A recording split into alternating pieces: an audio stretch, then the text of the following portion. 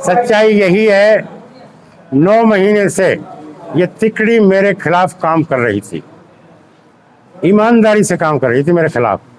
मेरे खिलाफत में कोई बेईमानी नहीं करी इन्होंने, इतनी ईमानदारी से मेरी मुखालफत करी है इनने। बहुत इकट्ठा हुआ, कोई कन्फ्लिक्ट नहीं हुआ इनमें आपस में। बहरहाल हम कहते हैं कि भाई टिकट मेरा, और तिकड़ी कहते हैं टिकट हमारी जेब में रखो। अब लोग कंफ्यूज तो होते हैं। घासेड़िया भी, सौराब जी और फखरुद्दीन जी, अब ये सब तीन इकट्ठे कहते, लोगों भ्रम तो पैदा होता है यार ये तीन इकट्ठे हैं, पर टिकट में तो चक्कर है। मतलब ये भ्रम रखा और ये कहते रहे कि यहाँ छिरकलौतों का है ही क्या है। ईमानदारी से कह रहा हूँ, मैं बरगलाने की बात नहीं कर रहा।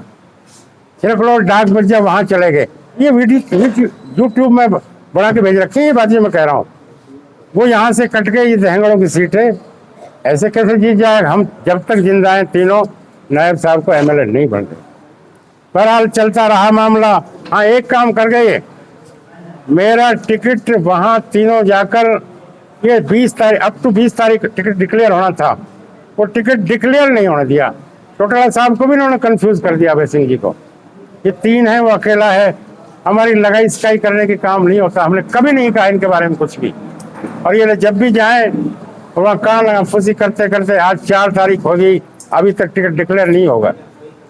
आज ये नूह की सीट इंडियन नेशनल लोकदल के खाते में आनी थी, हर कीमत पे आनी थी।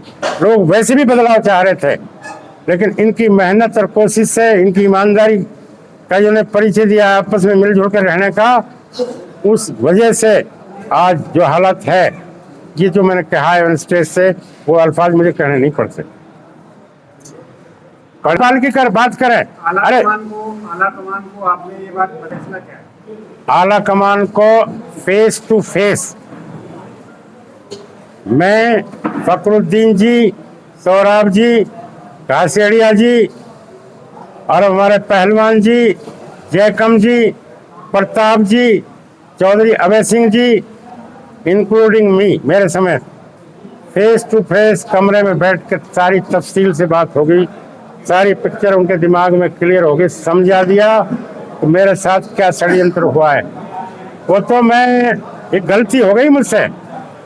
यदि मैं 2 साल पहले यहाँ आ गया होता ना, तो अपनी मेहनत भरपूर कर लेता।